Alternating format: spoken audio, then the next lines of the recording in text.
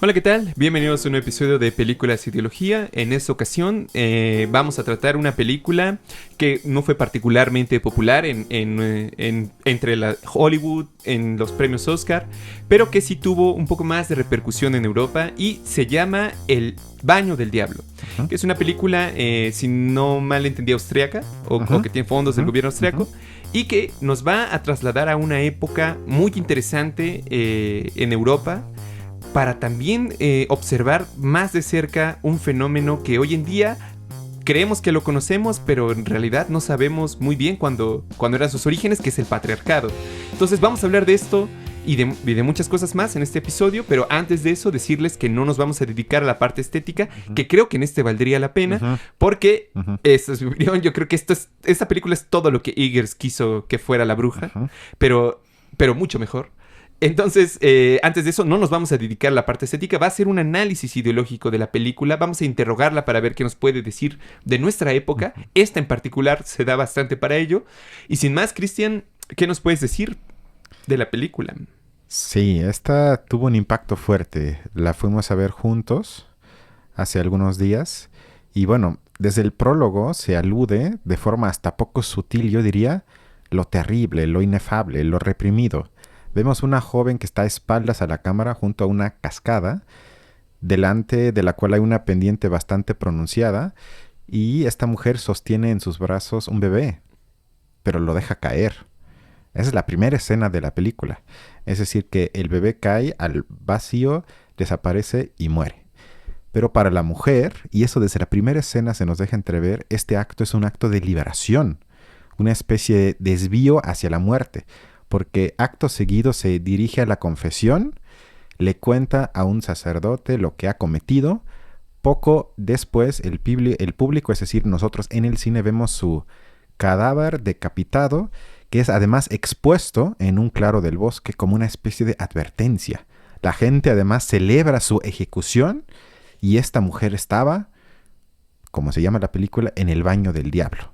Lo que yo lo tuve que investigar porque no lo explican en la película. Se decía popularmente en la Edad Media, baño del pueblo, baño del pueblo. Ya van como 3 o 4 veces y voy a dejar este error en la grabación. Sí. Porque ya van varias veces que tengo este error, incluso antes de grabar, que digo baño del pueblo. Híjole, ¿qué dirá eso de mí que soy élite y que odio al pueblo? Dirían los de la moreniza. Pero bueno, perdón. Que el término Teufelsbad, es decir, el baño del diablo, que es el título de la cinta de hoy, hace referencia a una idea histórica según la cual las personas que sufrían de melancolía grave eran consideradas poseídas por el diablo y sus estados mentales eran interpretados como un castigo de Dios. En una época, es decir, en el siglo XVIII en Austria, o lo que hoy se conoce como Austria, en una época, es decir, en ese entonces, en la que las enfermedades mentales apenas se entendían y a menudo se equiparaban a la posesión o a influencias demoníacas, el baño del diablo era un término utilizado para referirse a aquellos que caían en la desesperación a causa de crisis emocionales y o mentales. Eso como explicación del título, porque te lo dije saliendo de la sala, a mí no me quedó 100% claro. Siguiendo con la introducción a la película, se basa en actas judiciales que los cineastas describen el fenómeno que vemos en la primera escena de la película como suicidio indirecto, que alrededor de 1750 en la zona rural de Austria. Y entonces estas investigaciones de la directora de la película han revelado que hay más o menos 400 casos documentados de este tipo. Porque el suicidio en ese entonces se consideraba una blasfemia y un pecado mortal. En consecuencia, la mayoría de las mujeres mataban primero a sus hijos o a un hijo, confesaban el crimen y eran ejecutadas a continuación. Pero de esta forma podían confesarse antes y se ahorraban irse a una muerte, a un estado que se llamaba en ese entonces de espíritu que no podía liberarse y eternamente eras condenado por suicidarte. Eso era como el desvío, el rodeo que hacían, es decir, mato a alguien para que me maten a mí, pero me voy confesada al cielo y de esa forma es menos mal. Eso es como el contexto. Y si quieres brevemente ya la trama para la película, para que ya te dé la palabra, trata concretamente de Agnes, que es una mujer profundamente religiosa y muy sensible, que fueron escenas que me gustaron en la primera parte de la cinta, porque observa el vuelo de las mariposas, los ruidos del bosque, sus crujidos, es decir, está interesada en algo más allá que la vida que le tocaba supuestamente de ser la esposa, que lo único que tiene que hacer es contentar a su esposo. Tras casarse, que eso lo vemos en la película con Wolf, que no la toca, porque se nos deja entrever que Wolf se interesa más por su mismo sexo, es decir, que es gay, no consigue entonces Agnes integrarse a la estructura patriarcal del pueblo, de su nueva familia, de su suegra dominante, que en todos los instantes está presente, la educa y de alguna forma creo que la oprime. Es decir, que Agnes no se siente a gusto en su casa, que además es muy oscura, que casi no tiene ventanas, que es... Ya estar en la casa a mí también me hubiese deprimido, y ella de hecho lo expresa. Dice, me da mucho miedo estar ahí. Le cuenta a su hermana cuando se escapa una vez. Y el ritmo, no sé cómo lo ves tú, de la película me parece que es lento, pausado, meditado. Lo que deja al público espacio para asimilar el entorno opresivo y la trágica historia de Agnes. Pero no por eso creo que tiene un efecto menos brutal sobre el espectador. Pero bueno, eso más o menos es la introducción a la película y de qué trata y también qué significa, el título de la misma. Me parece muy interesante justamente como lo planteas, porque nos remonta a una época en la historia preindustrial. O sea, todavía, digamos, sociedades completamente metidas en las tradiciones de sus pueblos. Y lo que de alguna manera vemos es una narrativa bueno, más bien la vida común de las mujeres en ese tiempo, que era profundamente difícil. Mencionaban, por nada más mencionar algunos episodios de la serie, de la película, como por ejemplo las mujeres tenían que tener hijos, justamente, o sea, la importancia de tener hijos, porque no tenerlo, digamos, te enfrentaba a un estigma social constante frente al resto, digamos, de las personas. Hay una escena, por ejemplo, en la que todas las mujeres se juntan al río para lavar su ropa, y la única que está sola es justamente la que no tiene hijos para que le ayuden, y ella tiene que lavar toda su ropa, y entonces muchísima, porque seguramente tiene más familiares, pero ella es la única que puede estar ahí trabajando, mientras que el resto tiene por lo menos manos de sus hijos, puede hacerlo a través de ellos con apoyo. Socialmente se ve mejor incluso, y definitivamente digamos que más allá de incluso de que los niños puedan resultar en este caso para las mujeres, una carga más por su cuidado, también resultan como una oportunidad de ellas poder obtener su lugar dentro de ese entramado social, ¿no? Entonces, eso hace que ellas mismas luchen por eso, por tener hijos, lo consideren como algo sagrado, incluso como una bendición al interior de sus familias. Es decir, nos enfrentamos definitivamente con un modelo de sociedad para el cual existían en gran medida también cosas como la religión, ¿no? Que eso es otra cosa que estaba muy profundamente metido a lo largo de la película, como la religión misma no necesita ser, a diferencia de la película de Eggers, una cuestión fantástica o irse, digamos, hacer que la cabra se pare y te hable del diablo. No es necesario. La simple, digamos, ritualidad propia religiosa y la ideología que tiene detrás es suficiente para la verdad, morirse de terror. O sea, sí es una situación muy compleja que, como lo mencionaba, me gusta mucho porque nos enfrenta a una sociedad profundamente distinta, llena de rituales, llena de tradiciones, y diría lo que anhelan muchas veces muchos de la derecha, o lo que quisieran, digamos, a veces cuando dicen quisiera regresar a los buenos tiempos de la patria, de Dios, de la familia tradicional. Pues yo creo que se refiere un poco a eso. Pues ahí que se vayan a su comunidad, porque yo no quiero.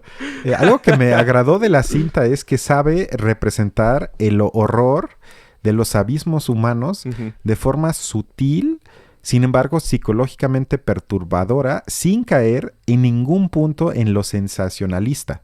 Es decir, el horror es la ideología, en este caso el fundamentalismo católico en sí mismo. No hace falta, como lo hace Eggers, de meter la cabra que comienza a hablar, que se mueve raro, simbolismos que quizás nos indican que hay una fuerza del universo más superior, o espantar al público con los famosos jump scares que saltas en la sala, sino todo el tiempo, y creo que lo experimentaste igual, uno se siente incómodo en cada escena, como que tratas de escapar de buscar una salida para la protagonista que no la encuentras. O sea, en ese sentido es cautivador, pero de ninguna forma con la fórmula clásica de Hollywood, de las películas de terror, que no me parece que es, pero por el título creo que muchos van a entrar y van a esperar algo así. Y además vemos, como bien dices, que en la época las mujeres se veían obligadas por un sistema opresivo y además omnipresente. O sea, todo el tiempo, todos sus actos, Sí. todo lo que ven, observan, les pasa, no les pasa. Si pasa, entonces lo interpretan así. Si no pasa, entonces también lo interpretan así. Todo el tiempo la religión ordena sus vidas y somete a los sujetos dentro de estos rituales crueles y métodos curativos arcaicos horribles. Ujú. Es decir, que la película se convierte ahí para mí en un espejo que nos muestran los terribles efectos del fervor religioso y de un sistema social de miras estrechas, es decir, que sea muy rígido con los sujetos. Y esta temática, la pregunta es, y de hecho lo hablamos cuando salimos del cine, si ha perdido relevancia o hasta la fecha, yo diría que no, pero ahorita si quieres hablamos de eso. Y hay una escena, ya para darte la palabra, angustiosa de primer plano al final, que muestra el grado del conflicto interno de la mujer y me parece actuado de manera impresionante porque muestra alivio, desesperación y una extraña y amarga alegría que se refleja en el rostro que ejemplifica para mí de una forma bella pero trágica la lucha interior en la que acompañamos a Agnes a diario en este mundo opresivo que le toca. El otro punto es que el mundo en el que se mueven los protagonistas parece desolado y duro. Los bosques cubiertos de niebla, como tú me comentaste, ahí nada más por vivir ahí, ya por la geografía que te toca, por el ambiente que te toca, ya te quieres deprimir y ya no salir. Los tonos grises, azules, todo eso domina la paleta de colores que eligen los directores de la película y creo que ya eso en sí mismo aporta a un mundo inhóspito y muy hostil desde la estética, que no hablamos de esto, pero creo que eso aporta al horror que uno siente cuando ve la película. Sí, totalmente. Creo que justamente lo veníamos hablando, o sea, esta escena final de la liberación, o sea, que ella misma desea su propia muerte, el suicidio asistido. Es verdaderamente muy intenso. Pero justamente decíamos, contábamos con justamente que este tipo de cosas son universales. O sea, porque hay muchas cosas, por ejemplo, ahí hay una escena, están el hijo, la esposa y la mamá, ¿no? Llega la mamá a la casa y está casi todos los días, está ahí revisando a la hija que haga bien, ¿por qué no cocinas bien? ¿Por qué no te levantas? Y le dice además, es una floja, se la pasa en su cama, no se levantó temprano a limpiar a la cabra, ya se está como, le está pasando algo. O sea, es que además es eso, no es que solo lo hacían por molestar, es que realmente el sistema de vida giraba en torno a ese tipo de sistemas, a esa presión horrenda que se le metía a las mujeres, que también de alguna manera se ejercía de otra manera entre los hombres, porque son presiones, digamos, socialmente establecidas para la reproducción social. Pero bueno, comentábamos que justamente eso se parece muchísimo a lo que vivimos así y que seguramente nosotros mismos tenemos historias de nuestras abuelas, de nuestros abuelos que aquí mismo en América Latina, con comunidades indígenas que uno diría, en principio debería ser tradicionalmente todo lo opuesto, y en realidad uno se encuentra casi lo mismo. Entonces, yo quería mencionar aquí una pequeña cita de un cuento de Ignacio Manuel Altamirano, escritor del siglo XIX mexicano, que se llama La Navidad en las Montañas, de 1871. Entonces, en un fragmento comenta cómo se encuentra un cura en un pueblo, digamos, en una de las sierras de Puebla, y dice lo siguiente. Menciona que él tuvo que llevar el molino ahí y que él llevó el molino a ese pequeño pueblo porque antes no existía. Y dice, de esta manera he logrado abolir para siempre esa horrible tortura que se imponía a las pobres mujeres, moliendo el maíz en la piedra que se llama metate, tortura que las fatiga durante la mayor parte del día, robándoles muchas horas que podrían consagrar a otros trabajos y ocasionándoles muchas veces enfermedades dolorosas, aparte de la incomodidad que sufren cuando se hallan encintas o criando a sus hijos, que eso es otra cosa que vimos. En la película también las mujeres encintas estaban trabajando en el río, o sea, aun cuando ya llevaban muchos meses, pero era su cuota que tenían que pagar y al final, aunque estuviera embarazada, comía media hogaza de pan. Sí, realmente era así. Continúo con la cita. Ujú. Al principio he encontrado resistencias provenidas de la costumbre invertebrada y aún del amor propio de las mujeres, que no querían aparecer como perezosas, pues aquí, como en todos los pueblos pobres de México y particularmente los indígenas, una de las grandes recomendaciones de una doncella que va a casarse es la de que sepa moler, y esta será mayor cuanto mayor sea la cantidad de maíz que la infeliz reduzca a tortillas. Así se dice, fulana es más mujercita, pues muele un almud o 2 almudes sin levantarse. O sea, y esto me recordó también muchísimo a una escena en la que justamente como la chica protagonista no logra cumplir la cuota de pescados cazados, se levanta súper temprano al día siguiente, desde muy muy temprano, y trabaja y trabaja, y al final no sirve para nada porque llega el resto de su comunidad. Incluso y dice, casi se mata intentándolo. más bien la regañan, Sí, exactamente. Le dicen, ¿por qué estás haciendo eso? Pero ella lo que respondió es, tengo que consagrarme. Es decir, comparten una misma, esto, o sea, mujeres de sociedades tan distintas, de momentos tan diversos, coinciden en esta clase de opresiones. Sí, eso es un buen punto. O sea, que es la universalidad, yo le llamaría, aunque tal vez muchos se enojen, de la época previa a la Ilustración, que las particularidades sin duda existían, sin embargo la mistificación del mundo y la resultante opresión o impotencia humana ante la supuesta mistificación del mundo al que me enfrento, pues lleva a este tipo de cosas. Y como lo hablamos además, o sea, lo que vemos en la película, ese sí es patriarcado, duro y puro. Ahí sí la mujer es propiedad del hombre y que tiene que cumplir lo que el hombre le ordena, hasta el grado que el hombre es la instancia moral ahí. O sea, el hombre no se puede equivocar, sino el hombre es lo que hace. Incluso hay una escena que el aparente interés amoroso de Wolf, es decir, otro hombre gay de la comunidad que desde luego no podía expresar que le gusta a otro hombre, se termina suicidando y su mamá, que lo encuentra, lo quiere esconder. Porque es como que es mi hijo. Y él no pueden verse así porque no puede dar una imagen así el hombre, sino yo lo voy a esconder para que nadie se entere de eso y así no quede manchada la imagen del hombre, porque es imposible que esto pueda ser de esta forma, que él de hecho fue tirado sin el entierro porque se suicidó. Claro. Él no optó por el rodeo de matar a alguien para que luego pueda confesar e irse al cielo sin pecados cometidos. Yo también quiero leer una pequeña parte de una entrevista que le hicieron a los directores de la película, principalmente a la directora de la misma, porque hemos criticado, sobre todo yo, en este espacio una y otra vez la pobredumbre intelectual de muchos directores de películas que cuando los entrevistas dices, mejor cállate, ya haz la película y nunca más da una entrevista, tan poco reflexivos y todo. Y aún así yo no comparto necesariamente que si el director es inteligente fuera de sus películas tienen que ser buenas, pero me pareció tan interesante lo que dice ella que por eso lo traje para el podcast de hoy. Voy a leerlo. Venga. Cuando le preguntan por qué escogió, el tema de la película, ¿cómo llegó a eso? Entonces dice, cito, porque tira por la borda el tópico de que las mujeres no cometen actos violentos y que simplemente ellas no hacen cosas crueles.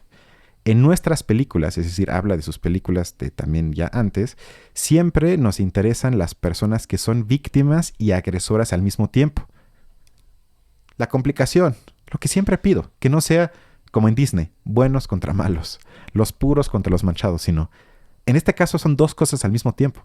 Claro, Agnes es víctima, brutal víctima, pero luego también agrede, se convierte en asesina, entre comillas, y luego es castigada, o sea, se juega todo el tiempo con eso a pesar de que la simpatía con el público obviamente está con ella. Este es el caso de la película, sigo con la cita.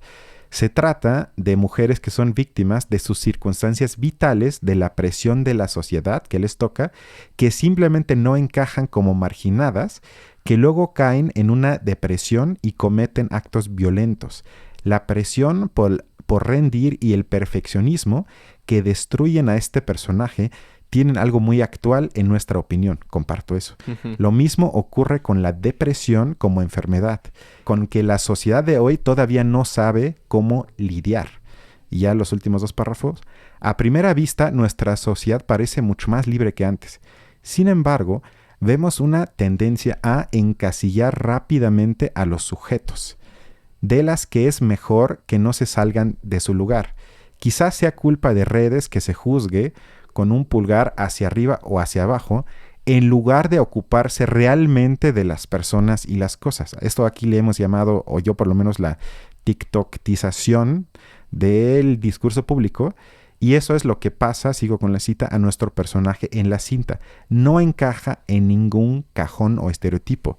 En aquel entonces no se podía evitar. Y creo que eso no ha cambiado en lo absoluto.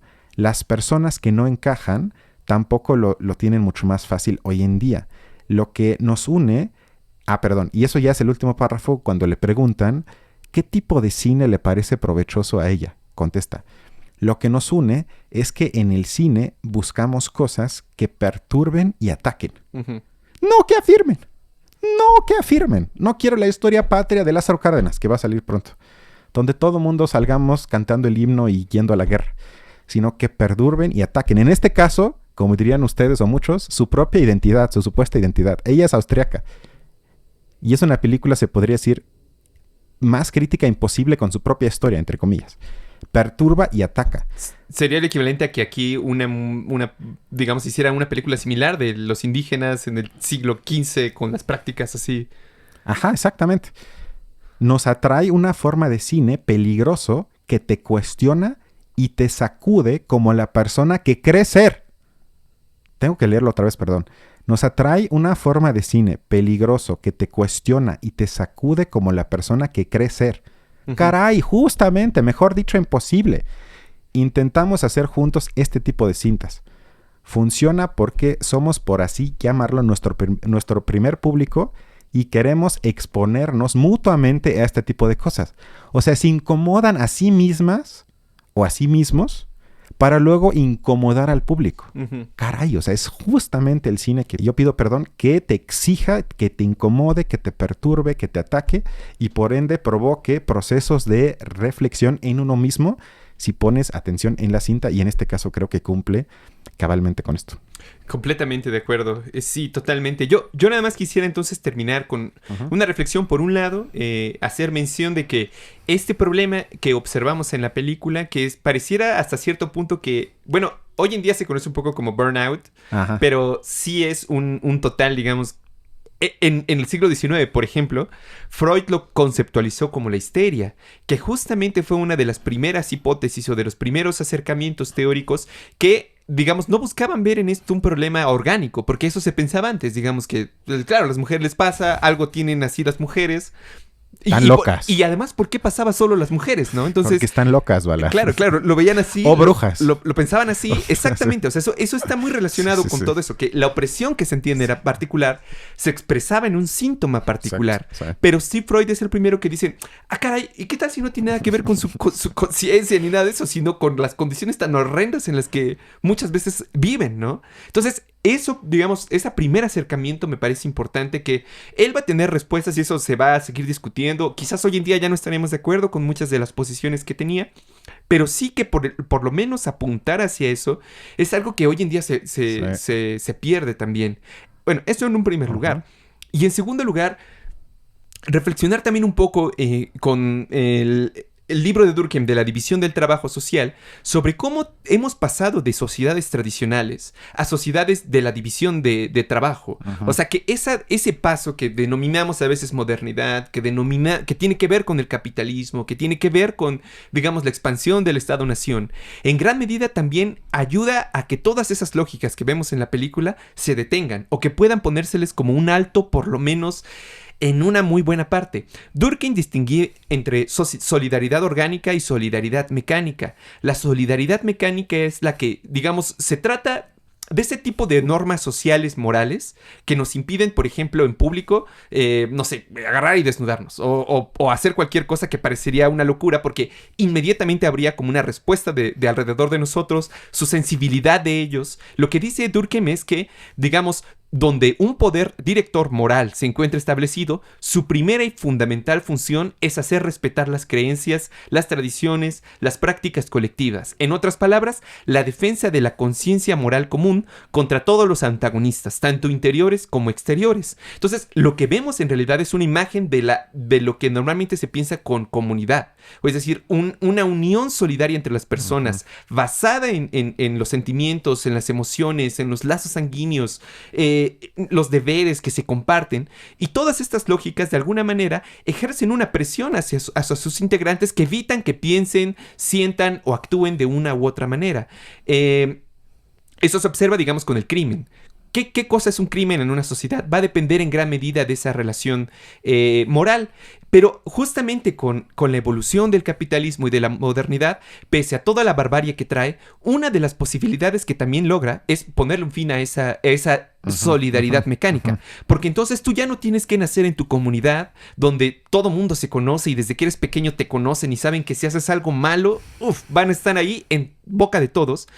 Puedes vivir más bien en la modernidad, en un departamento que compartes en un edificio a lo mejor con 500,000 de personas, pero no se conoce ninguna. Es decir, la individualidad, la posibilidad de individualizarse y de ponerle fin a esas lógicas que después Habermas llamaría de interacción simbólica, es una posibilidad que nos da el capitalismo. Entonces, eso es, de nuevo, mezclar como la complejidad, porque tiene tanto lo negativo que trae el capitalismo como también la opción. Emancipa y oprime. Exactamente. Pero tiene ambos lados. Pero por lo menos, digamos, en el lado de las mujeres, como lo acabas de decir, eso les ha permitido en una muy buena medida ponerle un fin absolutamente a eso. O sea, eso sí es acabar absolutamente con...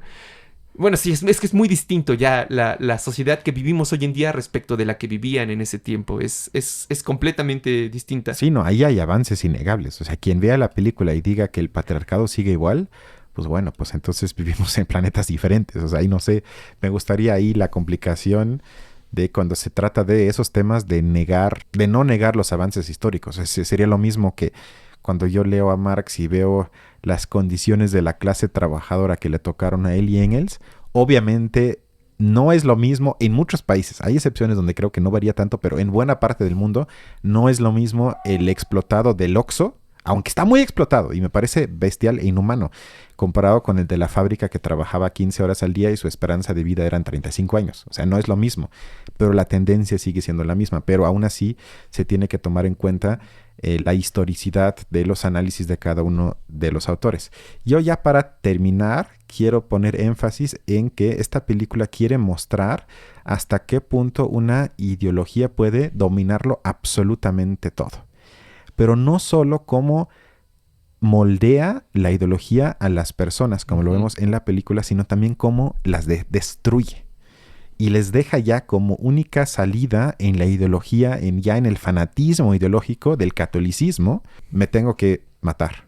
Y como no me puedo matar sin antes poder confesar el pecado del suicidio, por ende tengo que optar por la muerte indirecta, es decir, que mata a otra persona y sé que luego me van a matar. Pero eso es una función ideológica que, digamos, yo no estoy seguro si eso ha pasado tanto de moda como quizás algunas personas pueden pensar cuando ven la película y dicen, qué bueno, pues eso tiene ya casi 3 siglos. Claro. Sí, ya no estamos en una forma de ideologización como en ese entonces, pero ya olvidando ciertos fundamentalismos evangélicos que pasan en Estados Unidos, musulmanes en otras partes del mundo.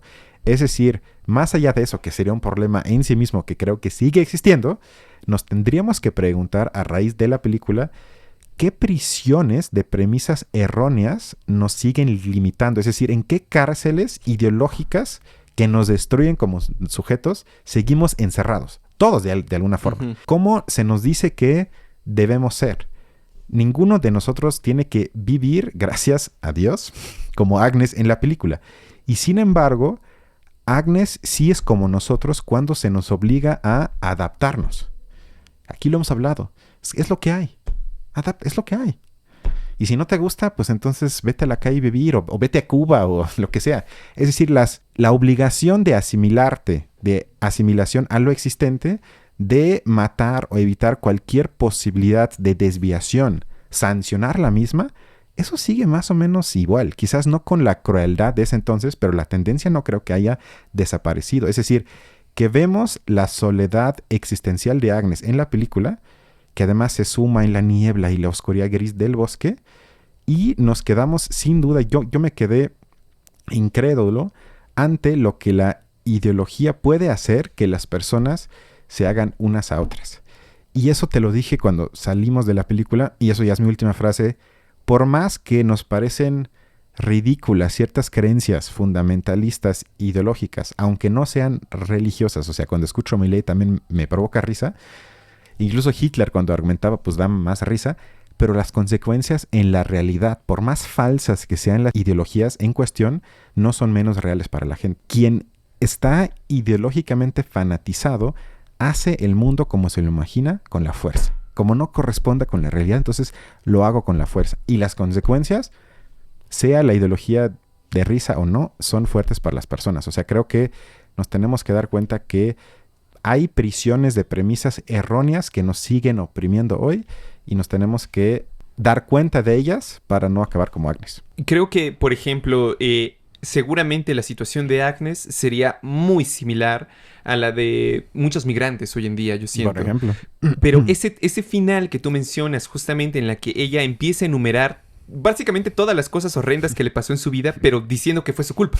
Que ella fue la culpable de traer desgracia a las personas, de estar triste todo el tiempo, de que no quisiera trabajar, de la muerte de la cabra, de la muerte del niño. O sea, absolutamente toda la culpa caía en ella, absolutamente toda. Y yo siento que muchas personas a lo mejor se deben de sentir así encerradas cuando dicen, pues es que no tengo éxito económico, mi familia sigue con deudas, yo estoy endeudado, no conseguí esto, no esto, lo otro. Me corrieron del trabajo. Me corrieron del trabajo. Y los migrantes no consigo aquí, no puedo allá, no me adapto. O sea, debe ser una situación, sí, verdaderamente muy, muy, muy compleja, sin duda. Yo, nada más para terminar con esta cuestión religiosa, de la ideología de la religión, me gusta la reflexión de Althusser al respecto, porque lo que dice es que justamente, digamos, las ideologías las necesitamos en un primer momento para poder actuar, porque él dice que las ideologías siempre interpelan a los individuos como sujetos. Es decir, ¿qué tienes que hacer? Se preguntan las personas y entonces la ideología les dice, pues tú tienes que hacer tal cosa.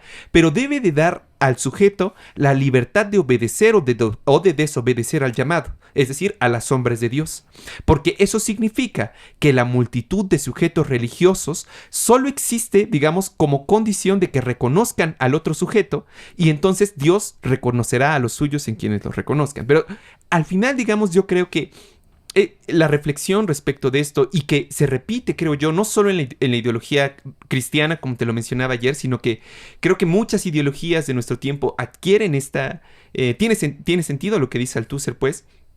Creo que también debemos de ser muy cuidadosos justamente con eso. Cuando, por ejemplo, el tema de los estados latinoamericanos, ¿hacia dónde debemos ir? ¿Qué debemos hacer? ¿Quiénes nos interpelan? Pues muchos de izquierda se sienten interpelados como latinoamericanos. Y dado que son sujetos latinoamericanos, deben oponerse por principio a los sujetos no latinoamericanos o a los que se oponen a ello, que serían los gringos, que serían los europeos, en menor medida los asiáticos. Pero sí que terminan, digamos, poniéndolos como representantes de una institución, como parte de esa institución religiosa y como uno de sus autores que debe de defenderlo. Eso es lo que me parece a mí lo más peligroso de la ideología, que no era que a las mujeres literalmente se les amagaba con la vara, sino que ellas mismas estaban convencidas y que son las abuelas, las mamás, las que reproducían y reproducen todavía hoy en día en las estructuras patriarcales. O sea, ellas son las que aseguran eso. ¿Cómo se explica? Para mí, ese es un problema teórico muy fuerte que te fuerza a no considerar que los sexos son cosas esenciales, sino que más bien ambas géneros actúan activamente para la reproducción del sistema que les da nacimiento, por así decirlo. Entonces, sí, totalmente de acuerdo que es un ejemplo de las locuras que te puede llevar a hacer la ideología. Y que tenemos que procurar ser... Por eso tenemos que procurar ser más religiosos. Por eso no quedarnos en... rigurosos, ¿verdad? Sí. Voy a dejar también eso. No. De procurar, yo hasta me espanté. Dije, wow, ok. Recen más y piensen menos, sería tu mensaje final, entonces. No, es broma. ¿Recomiendas la película? Sí, claro que sí, sin duda. Creo que ha sido la mejor que hemos reseñado en lo que va de este año. En lo que va de este año es la, sin duda, que más te deja pensando y más vale la pena. Váyanla a ver porque está en pocos cines, tristemente. Ya vi que la estrenaron en la Cineteca con pocas funciones. Y luego seguro nada más estará en Movie. Esa no me la imagino ni en Netflix, ojalá me sorprenda, ni en Amazon Prime, ni en HBO, sino estará en Movie ahí perdida. Entonces, si tienen chance y tienen ganas de un viaje perturbador que requiere el esfuerzo del espectador de poner atención para experimentar el horror que se nos transmite en la cinta, sin duda vale mucho la pena. A menos que tengas algo más.